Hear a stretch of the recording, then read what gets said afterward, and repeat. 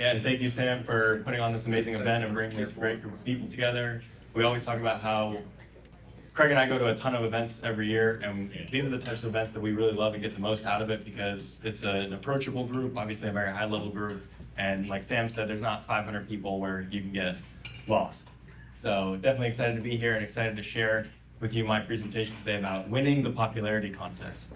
So I think this presentation, totally on accident, builds really well on Sam's presentation because Sam said some things that I really want to hit on, talking about decommoditizing yourself and niching down and acknowledging the fact that this is a very competitive space. You know, we're not the only ones buying multifamily, and even in the car wash game, you know, Chris might not be the only one in the car wash game, right? So even within the niches, there's still competition and there's still the opportunity to niche down even further. So that's what we're talking about. We're talking about becoming the sponsor that fund managers want to work with and that other sponsors want to be. So this is cliche, but I'd also, you know what, let me take a step back. For those that don't know me, I'll just give a brief introduction. My name is Rob Beardsley. I'm the founder of Lone Star Capital. My business partner and I, we started Lone Star Capital 6 years ago in early 2018 to focus on acquiring multifamily properties throughout Texas. We acquired our first property in Houston in 2018, and then from there, it was off to the races and focused on solely Houston for a few years. It was years until we branched outside of Houston, and that happened a little bit on accident, but it ties in very well into the topic today about niching down, because we kind of originally thought, well, if we acquire or if we look at markets all throughout Texas, and if we look at markets outside of Texas, logically speaking, we would have a higher percentage chance of finding the best deals and doing the most number of deals. But that was the thesis, and that thesis was wrong. You know, the reality is, if you focus on less, you're actually likely to do more, and that more is better. So that kind of we learned through trial and error, and now it's something that actually is a big pillar of our business, because we get pitched deals, as you can imagine, all over the place, all different types of strategies, different vintage properties, and so it's very difficult to stay consistent to your theme, your strategy, but it's what serves you best and allows you to be the most successful. So that's what we did. We focused on primarily Houston, but we started to acquire in other primary markets of Texas. And over the last 6 years, we've acquired over 700 million in assets. Like Sam mentioned, we've also vertically integrated, which is another kind of way of niching down. Rather than expanding to different strategies, different asset classes, different markets, we've focused on this specific process and trying to nail down the specific process of property management, asset management, investor relations, communication to investors, really controlling the entire experience of this one specific thing. And later I'm going to talk about how that benefits us as a sponsor partnering with best-in-class fund managers. So if you're a sponsor like us and you're looking to attract the best investors, the best fund managers, obviously we've all heard this before, but the first thing in the know, like, trust is know. And so if people don't know about you, then you're never going to have a chance at working with them. So it's very important in this game to focus on the top of funnel. And I'm sure you guys have been to other conferences and other mastermind groups, and you know the drill, but it's content is king, thought leadership, groups like this, podcasts. These are all the ways that we have focused and built out our know. Another big thing for me is the 2 books that I've written and have sold over almost 30,000 copies. So that's something I never thought I would say, never thought would happen, but it's turned out to be such a valuable thing. And I share this from the stage very often, and nobody follows the advice, right? Nobody writes a book. And that's a beautiful thing, because if someone out here joins me in that, rare club of writing a book, boom, you've instantly differentiated yourself.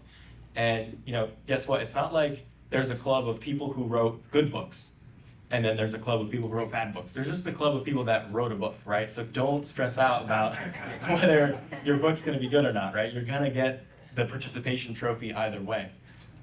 So that's my big top of funnel advice is definitely the book. And I've been saying this for about a year now, but I'm very concerned about ChatGPT and the way that ChatGPT can basically take this advantage away. I could totally see in a few years' time, even the least technologically inclined person in this room might have a book, right? And that's a bad thing for us book having people, because if everyone has a book, then the value's gone and you've got to go a different direction. So I encourage you to take that advice now while the opportunity exists. Speaking of ChatGPT and kind of the future, I think video content is really king. It performs the best across all social media. And again, it's something that AI hasn't quite been able to tap into unless you talk to our friend David Davidenko, who, if you've seen his stuff, he's been able to create AIs of him talking as if, it's pretty crazy stuff. So definitely video content, books, but basically being consistent. Something that Craig and I were talking about this morning is the idea that, because I was asking him, like, do investors really listen to our podcast? How many investors really listen to our podcast? And Craig said, it doesn't matter. Because just the fact that an investor knows that we consistently, every Monday and every Friday, put out a piece of content, put out a podcast, it implies credibility. It implies that we're consistent and that we're doing what we're saying we're going to do, and that we can keep it up. It's not like we're here today, gone tomorrow, right? Having that public persona and putting yourself out there on a consistent basis builds a lot of trust, even if an investor or potential investor never actually consumes your content. So then, specifically, as it relates to fund managers and attracting fund managers, it sounds very simple, but it's something that when you create content, you have to constantly remind yourself, who am I making this content for? And you have to close your eyes and picture your avatar. And so your avatar may not be a fund manager. Your avatar might be an investor, or it might be a high net worth investor, might be a business owner. Whatever it is, you have to have a very clear picture of who your avatar is. And if your avatar is in fact fund managers, and like Sam said, fund managers are the pretty girl at the party, right? You are gonna have to put in a lot of effort to differentiate and do all the things. So you're gonna have to make your content appeal to fund managers, and you need to come across as fund manager friendly. And we could talk about what those things are. Also, another thing I forgot to mention is Sam graciously allowed me time to have a bit of a Q&A. And so given the size of this room, I would love to, at the end of my presentation, have extra time for questions from the group, because why not? So the next element of our know, like, trust is, obviously we all know, is the like part, right? If someone knows you, now there's the chance that they could come to like you, right?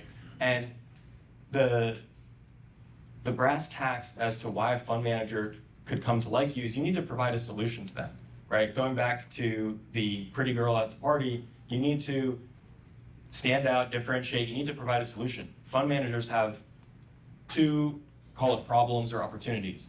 They're looking for good partners, good deals, and most importantly, they're looking to stay in business. So they're staking their reputation on you as their partner, and there's a lot that goes into that. So what that means is there's a lot that goes into becoming liked. And I don't mean just like on a friend level, I mean like as in like as a legitimate partner that they can work with and trust. And so going back to the niche and the decommoditizing yourself, those are the big, I think this will be a big theme of this event, because this is the most competitive advantage that you can get by playing in the smallest sandbox, right? If you can be king of the sandbox, that's key. It doesn't matter how big or small that sandbox is, you have to be king of the sandbox.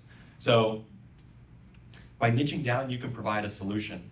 If I came to a capital partner, investor, or fund manager, and I said, I know that you have the opportunity to partner with any sponsor in the world, but you should partner with us. And I say, okay, cool, what do you do? I said, well, we invest in multifamily in Texas, but also in Florida, and we also do car washes, and we also do self-storage. That's not a coherent story that the fund manager can really take in and do something with, because you have to remember that anything that you're selling or pitching to the fund manager, they have to sell to their investors. So you want to make their life as easy as possible, because the fund manager wants to do a couple things. They want to do good deals, they want to raise capital, and they want it to be as easy as possible for them. So by providing a solution that they like, that's very clear and straightforward, where a fund manager is building their business and they have a toolkit of sponsors. They have their Chris Salerno go-to car wash sponsor, right? That's a very clear picture, and that's a very straightforward story that they're telling to their investors. And that's why their investors are paying them to partner with them and not go directly to the sponsor, because they're curating that group of sponsors. They got the car wash sponsor, they have the self-storage sponsor, and we're providing a very niche offer in our space of multifamily, like Sam said, is very competitive. So it's not even good enough to just say, well, we're Texas multifamily, right? Well, what do? We've become a leading firm as far as Texas affordable housing, and that's very niche, very unique, and we frankly just don't have very much competition. That makes our lives easier, right? There's no shame in trying to be uncompetitive. So the big thing, I'll just hammer it again, is be humble. Recognize that just having a broad strategy is not good enough. It's not a differentiating factor. So you have to find ways to decommoditize, niche down. It will serve you better. And then as you scale over time, it affords you the opportunity to grow, right? I think one thing that people worry about when niching down is they worry about putting themselves into a corner and that they're stuck. They can't ever pivot, they can't ever grow. And that couldn't be further from the truth, because you want to take the smallest niche that you can again and become the expert. And then from there, jumping ahead a little bit to trust, after know, like, trust, right? After you build trust with somebody, that's where you can kind of go out on a limb, which is exactly what we're going to do in hopefully next year or maybe the year after, is we're going to expand into a new market. And tentatively, we would like that market to be Phoenix. No promises. But for us, when we go to our investors and we say, we're going to start buying in Phoenix, a lot of our investors who aren't fully there with us on the know, like, trust, they might say, you know what, that sounds great, but I'm going to sit this out because I know, like, and trust you on the Texas stuff, but not the Arizona stuff yet, right? But there's going to be also a good number of partners of ours who do trust us enough to where we've built that trust through a niche, but it actually is broader than just that niche, and that trust spills over into the next strategy. So when we do expand, we're going to be able to grow. So don't feel like you're putting yourself into a box that you can't grow out of if you're niching down. So when it comes to the like side of things, aside from niching down, being humble, recognizing that you need to do something special to decommoditize, there's also the personal touch. And I think we do this very well, and that's definitely a big part of what Craig does, and the unique element that Craig brings to the table for our firm is the personal touch. Zoom calls, phone calls, meetings, dinners, golf. On the previous slide, we talked about the like, right? And by definition, when you're focusing on top of funnel and trying to get people, we're focusing on the know. When you're trying to get people to know you, right, you want to reach as many people as possible. So there's no harm in going broad and getting as many views on a YouTube video as you can, right? Even if some of those views may not be the high net worth individual that you're targeting, right? Views are views, reach is reach, and you want to go big. But when it comes to the like, you want to do things that are not scalable. You want to do things that are not broad. You want to go deep, right? Because when you're golfing, it's a foursome, right? There's only you and maybe Craig, and I try not to golf. It's Craig and three other people, right, on the course. Or you're going to dinner and it's me and Craig and 6 other investors, right? So focusing on things that are not scalable, things that are very personal and high touch will serve you very well, especially in today's environment where a lot of people are shying away from that. They're hyper-focused on how they can build out their email marketing automation machine and send emails from behind their keyboard and do Zoom calls and stuff like that. And all that stuff is great, and it's very effective and efficient, but sometimes you want to do the things that aren't efficient to really build out a better relationship. So I would highly encourage you that, because similar to writing a book, a lot of people aren't doing this. And it really is for a couple reasons. One, it's because of a kind of a culture shift in our society. And 2, a lot of people don't, I'm trying to find a better way to say this, but a lot of people don't have the money to do that, right? It's expensive to do dinners and to golf and to, like, Craig and I will fly. If we meet a new partner who we're excited about, we'll fly to them and we'll do what it takes to get in front of them and to want to build that relationship. And it's an earnest thing. like this business is not just about making money, right? You do truly want to work with people that you enjoy working with. And that's why when we meet somebody new that we're excited about, we will do whatever it takes to build that relationship. So it's an honest, truthful desire to build a relationship with them just as much as we want them to build a relationship with us. So now we're at the trust portion here. And of course, trust is kind of where you want to be. And it takes know to like to have the opportunity to build the trust. And at this level, someone could know you, they could like you, but now it's the real deal. Now it comes down to, okay, do I actually trust this person? Do I trust their team to execute? And moreover than just execution, do I trust them to communicate? Because a big nightmare for fund managers is, hey, I don't know what's going on. I need to tell my investors what's going on, and that's a big burden, right? We want smooth sailing operations. We want to raise the money, and we want to have an easy time. We want monthly consistent communication, monthly consistent distributions. When things aren't going well, we communicate twice as much. You know, all those good principles you need to have because that builds the trust. So, a couple points here. Going back to the niche, if you build confidence in a specific niche, you're going to build trust. If you're putting out content about one thing and one thing only, and you're hammering that, it's going to be much easier to build that trust in that one thing. But if we, hosted a podcast and we were talking about all these different topics and popular events and stuff like that, yeah, maybe a lot of people know us and like us, but they're not actually going to trust us about a topic of expertise. So it really is important to build up that expertise through your strategy and then to share it. Another really big thing for those in the room that are on the journey of making content and trying to really stand out is you need to continuously talk your book. You need to sell yourself. And it's going to sound to yourself very repetitive, like you're repeating yourself all the time. But the reality is you, because you're making it, are consuming all of your content.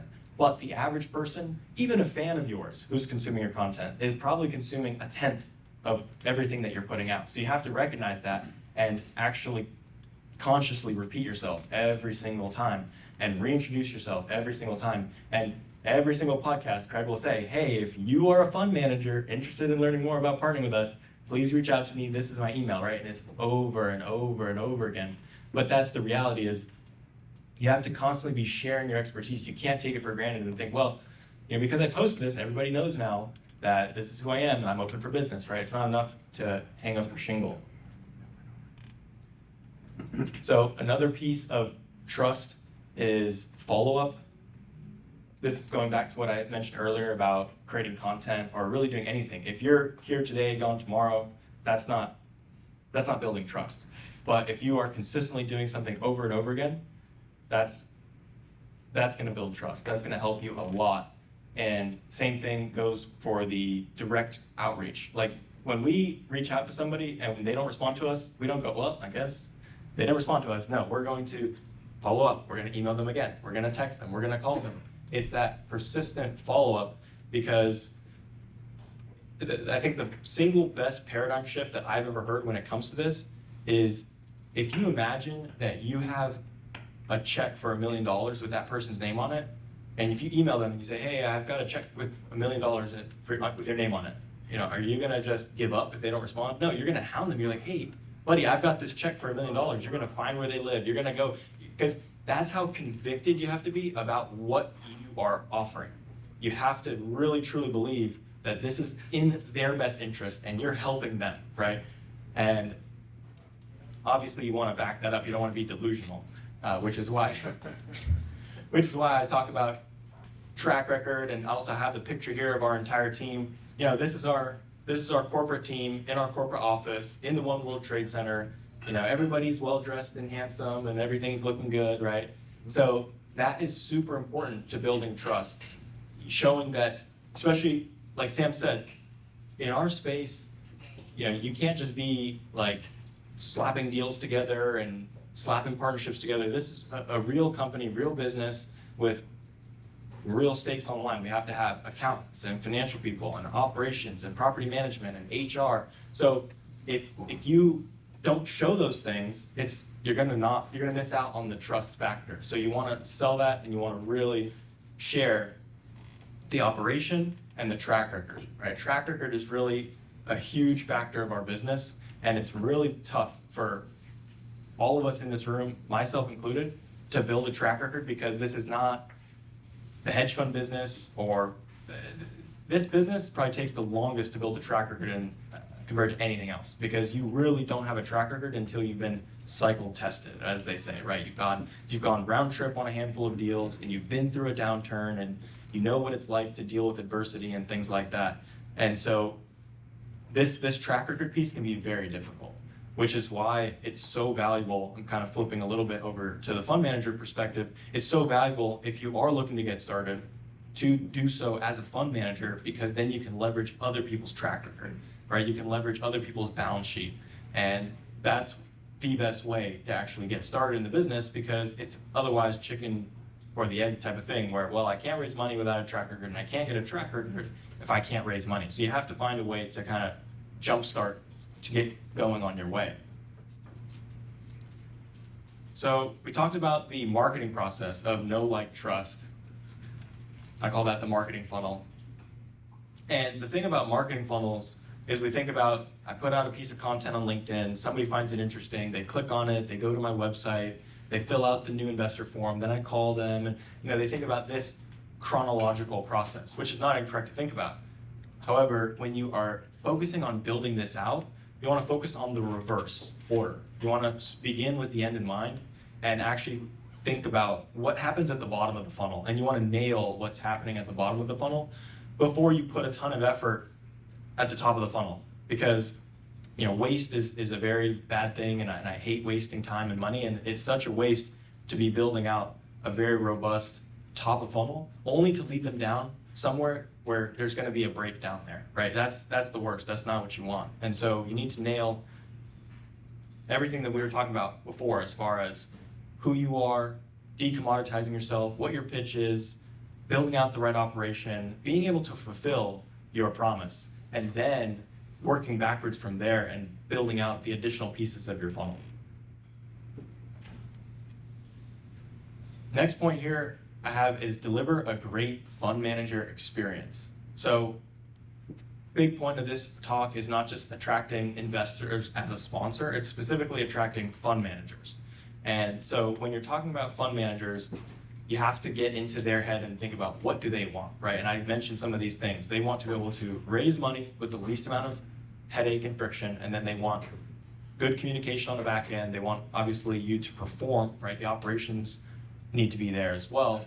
And you can tailor your experience to them. So you can offer a smooth fund-to-fund process. You can do the formation for them. I mean, it's up to you to decide what you want to offer, but just know that there are more tools in your tool belt that you can use to differentiate yourself, and it's up to you to figure out what you want to do. So for us, we have a fund-to-fund program. So if someone wants to come and, let's say, raise $500,000 with us from their network of investors to build the relationship, they can do so. We'll provide the marketing materials. We, through our TriVest, our back-end partner, we can form their fund for them, do the fund accounting, fund administration, the distributions, the K1s, and that's a lot of overwhelming stuff for someone who's trying to do it from the beginning and do it all themselves. Now they have to find all these various vendors and partners and do so in a timely manner as well as a cost-effective manner. And that's very difficult to do when you're talking about a $500,000 fund size.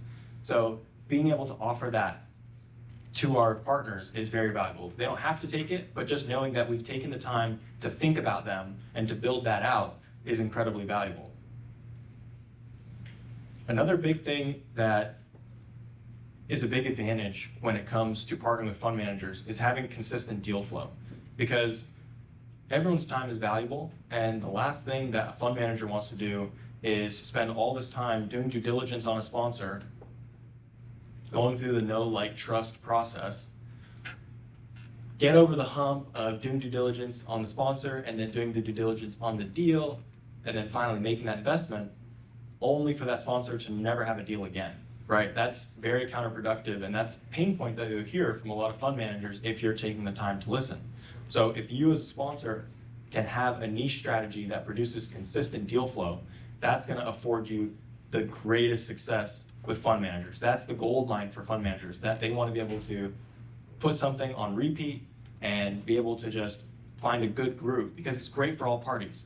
The fund managers' investors get comfortable with the sponsor, and they're going to have a higher reinvestment rate. So that allows your fund manager partners to actually raise more capital than they otherwise would. So finding that right flow, and I'll tell you, for us, our right flow is, our goal is to do 5 to 6 fundraisers per year.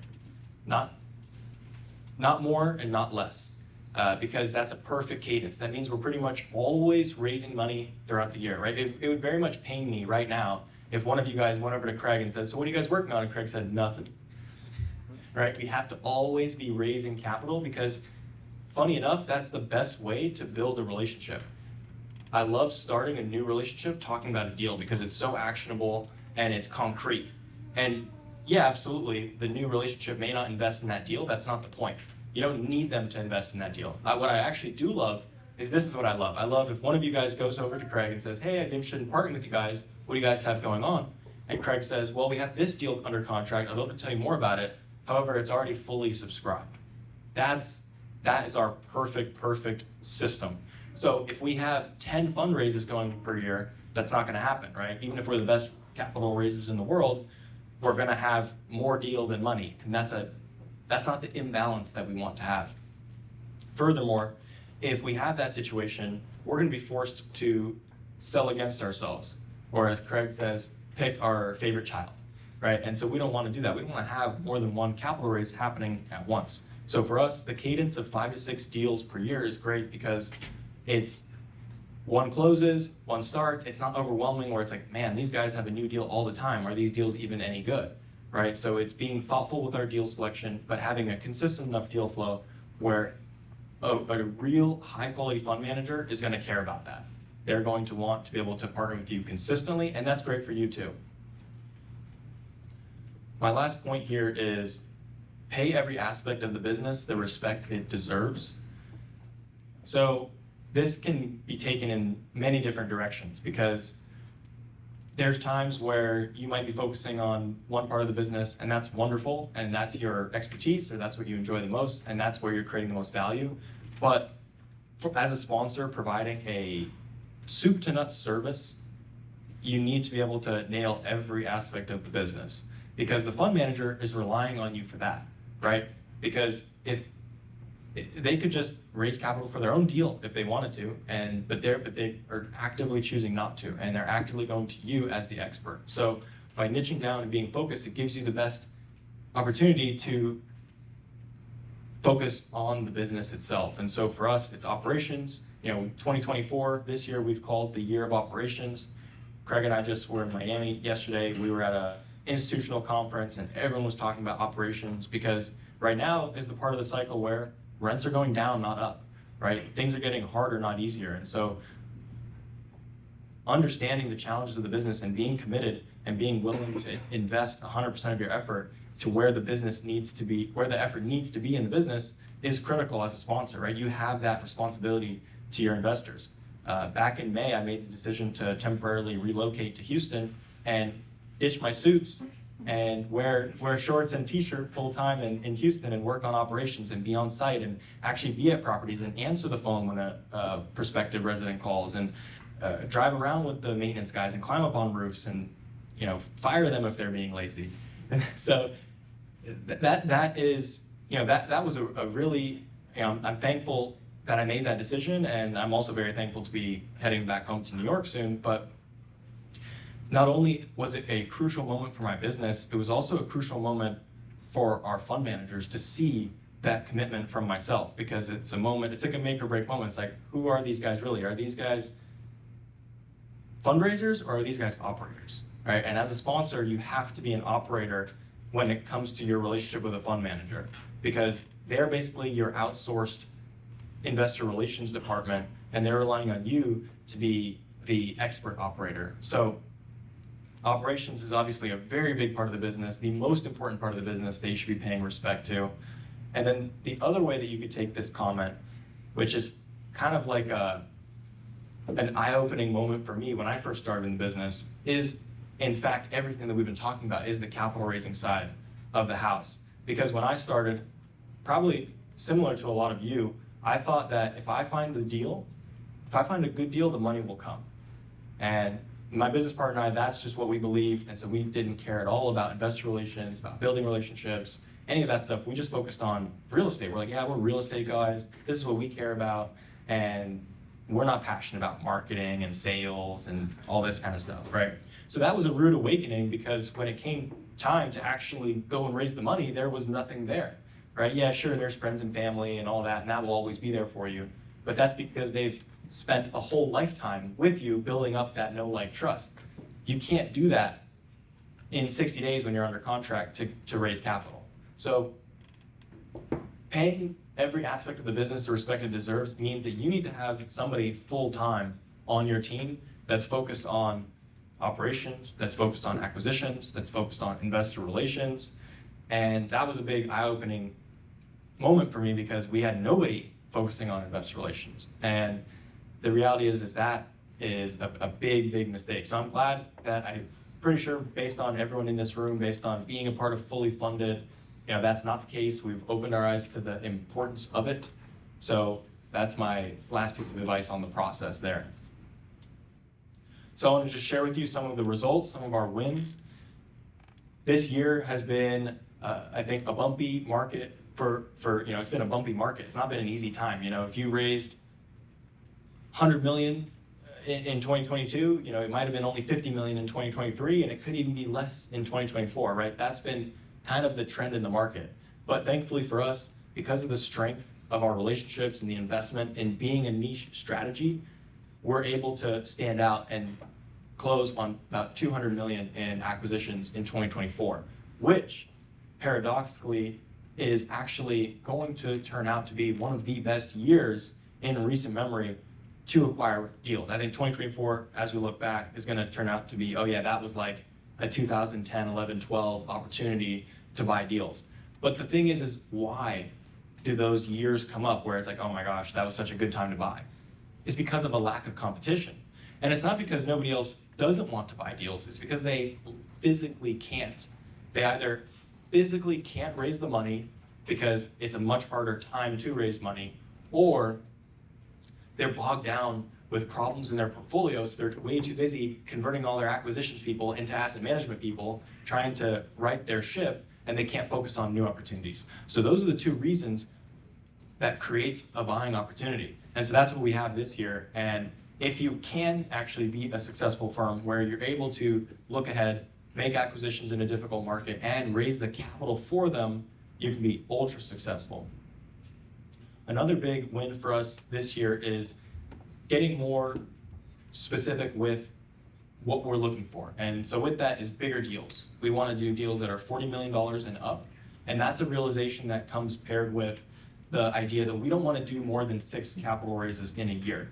So it's just doing simple math. If we want to buy 200, 250, $300 million in acquisitions in a year, and we're going to limit ourselves to only 6 fundraisers, right? You do the math, you have to do bigger deals. That's just the numbers of it. So that's something that we have come to understand and realize that bigger is better, for us at least, right? There's also different strategies like Sam mentioned out there where there's actually more opportunity in smaller deals, and I completely agree. It just depends on your strategy. But it's never a bad thing to have the ability to do big deals, right? And the only way to do big deals is to have the confidence to put a $50 million deal under contract and do a $20 million raise, knowing that your partners will be there for you and that you have enough relationships there to be able to raise the capital. Some other nice wins is just, this year has not been there hasn't been a lot of scrambling for equity this year, right? We've been digging the well before we're thirsty. We have more equity than we have deals. Those are the imbalances that you want in your business. Some of the best stuff is working with people that we like. That doesn't mean just people at Lone Star Capital, but it's also the fund managers, many in this room as well, that we genuinely enjoy working with and that we look forward to building an even deeper relationship with, right? And when we started out, we would take anyone's capital, we would take anyone's partnership, right? And I think that's perfectly acceptable and something that you have to do. But then our vision that we dream about is not, sitting on top of all this money that we're going to have down the road. It's thinking about all the partnerships that we have and all the great partnerships that we're able to have, not just, oh, we're going to take anyone's money that will offer it.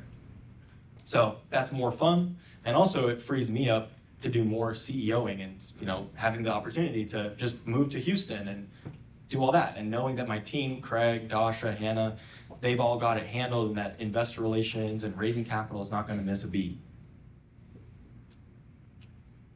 Thank you very much.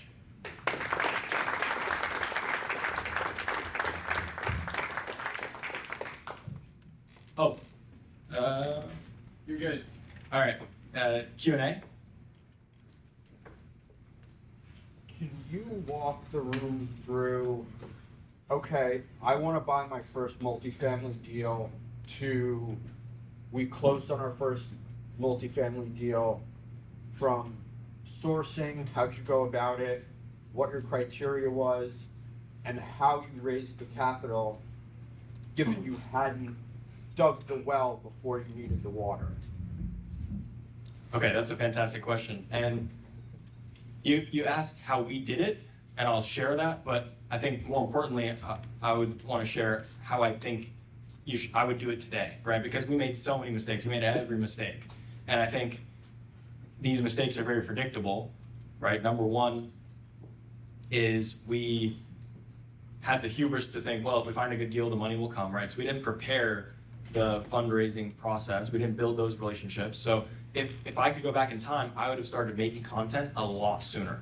And the number one reason why people delay making content, and I hear this time and time again, is because they don't feel like they're there yet. They're like, well, once I close my first deal, or once I sell my first deal, or once I get to 100 million in assets under management, whatever it is, people always put a bogey in front of them that they're not at yet today, because that's just the nature of imposter syndrome.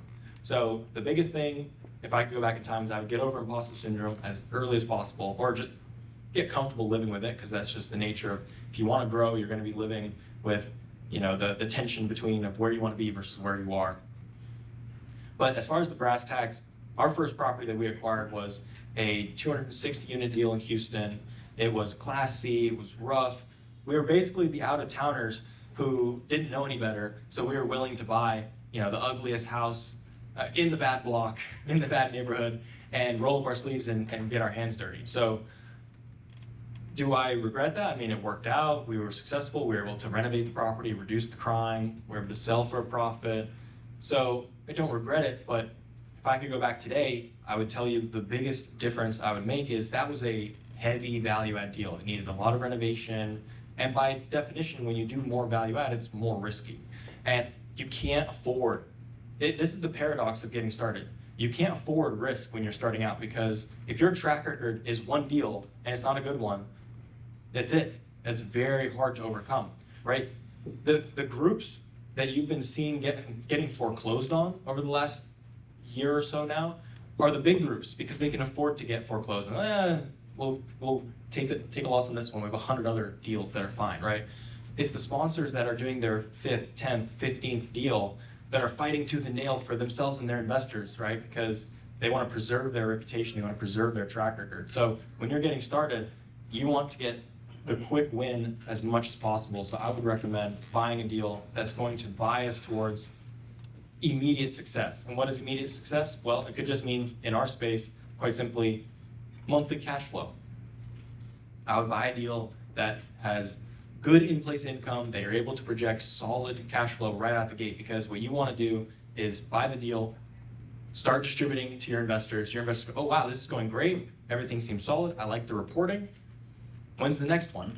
Whereas if you buy a heavy deal like we did, there was a lot of renovations, and we took occupancy down before we took it up, right? And that's now all of a sudden, the investors, even if we're doing a really good job, but all they see is we're not getting distributions and occupancy is going down, not up, right? They don't realize that we're kicking out the bad guys and bringing in the good guys.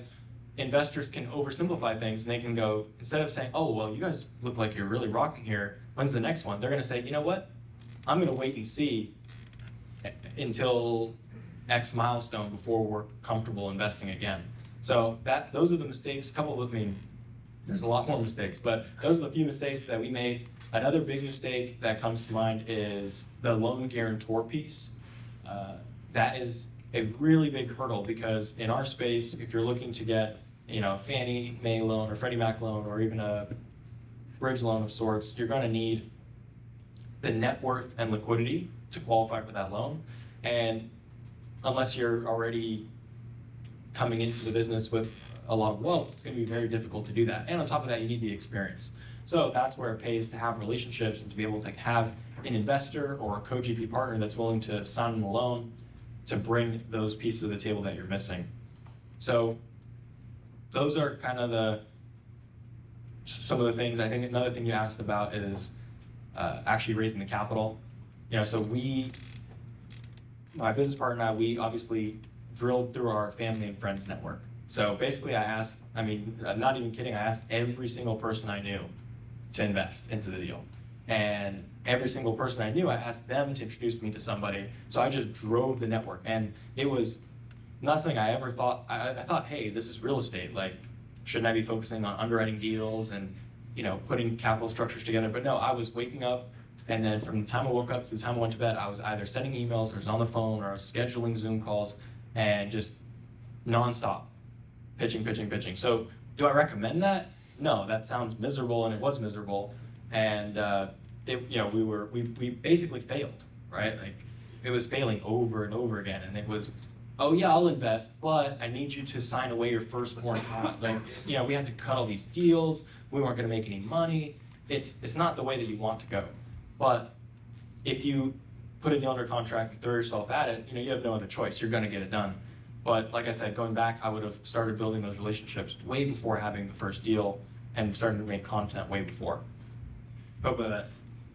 Just one last piece of it was the sourcing from being, okay, I want to buy a multifamily deal to, we got one under contract in Houston. How'd you think about that broadly? And you said you kind of ended up focusing down on Houston. What about that? Yeah, so sourcing deals is, in a way, one of the easiest parts of the business. If you're in our space, especially if you're talking about bigger deals, even deals as small as $10 million, 90% of them are going to be handled through brokered transactions, brokered processes. And then if you get into $20 million, $30 million, $40 million deal size, then it's like 99% are through brokered processes. So the process of sourcing a deal is quite simple. You just build relationships with the brokers, and you have to find a way to stand out with them. And that's very difficult to do when you're starting, because you can't say, oh, well, Mr. Broker, we've bought so many deals from you. Everything we say we've always done. You don't have any of that when you're starting new, right? So the only way that you can stand out when you're starting new and looking to buy from a broker is to pay more than everybody else or to offer better terms than everybody else. That's pretty much all you have. So on that very first deal, we put up a lot of hard money that another competitor probably wasn't willing to do, right? So that doesn't sound very pleasant, right? You don't want to pay more and you don't want to have better terms, but there's no magic bullet to be able to, like, now we can kind of leverage our relationships a bit better, and we can actually have worse terms, but the broker will still pitch us because we've done $200 million of deals with that broker, and they can go to their seller, because the broker only cares about one thing, and that's their commission. So you need to give the broker assurance that they're going to get that commission. So treating brokers well, like one of our brokers, when we close a deal, we sent them to Pebble Beach, and we're gonna buy Rolexes and all sorts of stuff, right? So that's down the road stuff. So when you're doing the first one, sourcing, you just have to recognize that you gotta kind of pay like the first deal tax. Got it. Thank you. You mentioned content creation. This not an instance of chicken tank scenario. How do you go about actually setting topics consistently? I'm seeing irrelevant things like geared towards reports. How do you go about that? Yeah, it's really straightforward. You need to figure out what your avatar is. Can you repeat the question? Oh yeah, sorry about that. Yeah, so the question is, when deciding to make content and you're starting out, how do you decide what topics to cover? And it's pretty simple. You need to understand, you need to think about, first and foremost, who your avatar is. And that might sound simple because you're like, well, my avatar is people that have money to invest, right? But you need to get a lot more specific about that. You need to really figure out who you want to speak to and actually be comfortable with alienating others, right? Because being polarizing, not in like a, I don't know, clickbaity way, shock way, but being polarizing is in, hey, I really want you, and I don't mind if I'm not speaking to you. That's a really great way to go because you're gonna have an easier time being heard. So when you get clear on your avatar, then it becomes a lot easier to figure out what content that you should make. Because now you know, okay, well, if my avatar looks like this, you wanna close your eyes, imagine them, all this stuff, how much money do they make, where do they live, what do they like to do, how old are they? You want to get as clear as you can, then you figure out, okay, well, what kind of content would this person like to consume, right? Because the knee-jerk reaction that we all have is, oh, I want to make content that I want to make, right? And that's a big challenge for me because I like the nerdy stuff. I like to make spreadsheet type content and talk about stuff that our investors probably don't know about and don't ever care to know about. So I need to reel myself in, or have Craig reel me in, to make sure that we're making content that's actually going to resonate with our target audience. And then the question I thought you were going to ask is, I was like, well, if I don't have experience, how to make content, right? And that's really easy too, because you have news to cover, you have interviews with people that do have the experience. There's a lot of things that you can cover outside of, let me share a case study of a deal that I'm doing right now, right? Because obviously that's not accessible to someone who's maybe just starting out. You're obviously improving your organization and talking about doing deals with people that you like internal and external. And it talks about you don't want to be sitting on a pile of money. Tell me a little bit about who you don't want to do business with, you learn from our. Yeah, so the question is I talked about having the luxury or desiring the luxury of doing deals with who we want to do deals with, but who is it that we don't want to do deals with? So the simple answer, it's actually not that simple, but the simple answer is, people that are a headache, right? Everyone in this room probably has this investor, and if you don't, it's because you haven't raised money yet. The investor that asks the most questions and invests the least amount of money. Everyone has that one investor, right? So, and you know what? Maybe it's kind of like a little bit of a, like what is that? Like Helsinki syndrome, where like you like being like tortured or captured or something, like Stockholm syndrome. Like, on some level, I kind of like the brain damage of all these questions over and over again because it keeps us sharp. But yeah, you definitely don't want those investors who cross a line. Like, it's fine to ask a lot of questions, but if they are asking too many questions, they may end up being that type of investor who is causing you problems every single month during the deal, and they're taking up a disproportionate amount of time of your investor relations team when they could be spending their time elsewhere. And then worst case scenario, they could become litigious, right? And that's something that you most definitely want to avoid because their 50K, 100K, whatever is not worth whatever drama, noise, or issues that they could create for you as it relates to, the SEC and stuff like that. So that's really hard to predict, but obviously if you knew ahead of time that those would be your issues, you want to watch out for that. So I would say pretty simply that's the answer. Craig, what other investors that we don't want to work with? I think the people that, well, you said it, you ask questions. The only fear that I have is if you're going to invest $50,000, which I'm very grateful for, but to ask 100 questions for that is a little bit much. And then the scary thing is, to the point, when you go through the process, are you going to ask a bunch of questions if the market turns like we're in right now and occupancy is projected to be 95%, but it's at 92%, which in all relativity is not bad, but that's what we want to avoid ideally. Just to reiterate the point. Could it be that this person is kind of dipping their toes in the pool, or just jumping in and they're saying 50 and they're asking a lot of questions, and maybe they invest 50 and then 6 months later when they see that it's real, and all of a sudden they're putting $500,000 or $1 million in. Does that happen, or is it just? It 100% happens. I mean, I'm sure Dylan, Chris, a lot of guys here can talk about people that invest 25K and then that turns into $1 million, right? And so you have to understand or try to get a better understanding of who that investor is and that's why I push back when Craig is saying, hey, this investor, I just want to let you know, I'm not complaining, but I want to let you know that this investor is asking a lot of questions. Let's keep an eye on that. And I say, okay, well, fine, but go do your job. Like, let's still make sure they have a great experience and that we win them over. So, yeah, it's not black and white. Like, it's really hard to tell, but after one deal, you'll know. So maybe they get away with investing with you once, but then down the road, you're like, yeah, you know what? Maybe this next deal is not the right fit for each other. So Rob, you guys have gotten pretty good at letting fund managers come in and work alongside you. You guys are getting even better at it. What are some of the pitfalls in doing so? And what are some of the sets of sort of expectations you have on those new fund managers that are coming to race for you on your next HSA deal down there? And, Yeah, so the question is, Gabriel said that we've gotten better and better at partnering with fund managers, but what are some of the downsides of doing so? What are some of the downsides? So I mean, one very obvious downside is you're sharing the pie. So when you're partnering with fund manager, it's not free, right? They're not just bringing you money because they like you. They are going to get a piece of the fees. They're going to get a piece of the upside. So that's obviously at a different profit margin than if you're raising the capital directly. So that's just a business decision, and that's something that we have to look at in our budget and understand, okay, well, this is just the cost of doing business. However, something to be wary of in our industry, and specifically related to this, is the race to the bottom. And this is actually something that it's kind of like the next level, and that's why it wasn't in my presentation, but you have to draw boundaries and you want to avoid this race to the bottom.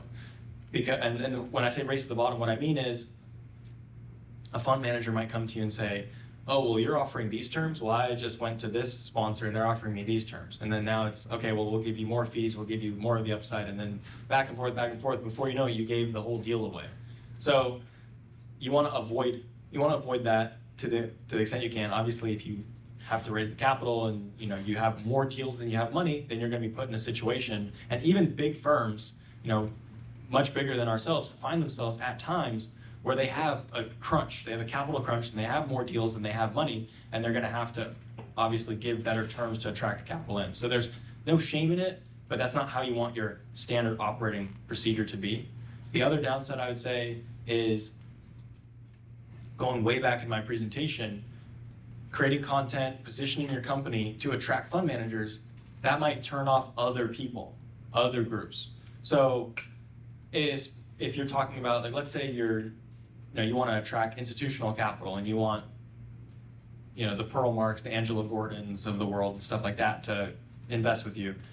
Well, if your content is heavily positioned for fund managers and all your verbiage and such, it could maybe not necessarily turn them off, but not directly attack them, right? The more precise your target is, the more likely you'll hit it. So that would be a downside. And the same goes for individual investors, right? Like, me and Craig have to make that conscious decision. If we're going to be talking about fund managers on our podcast and stuff like that, and an investor hears that, they might be confused, they might be turned off, they might be like, well, what's going on with these fund managers, and what is this? So we have to be very careful with our language, because we want to be able to attract individual investors as well as fund managers, which is an added level of complexity rather than just having one target. So I think those are the downsides. They're not that big, in my opinion. Rob, take one more. Okay, one more question. So it seems like it's maybe, did you start this year thinking like you were gonna do 200 in acquisition, like yours? The goal was a lofty one. It was a reach. It was 250. Okay, so you started the year being like lofty, okay.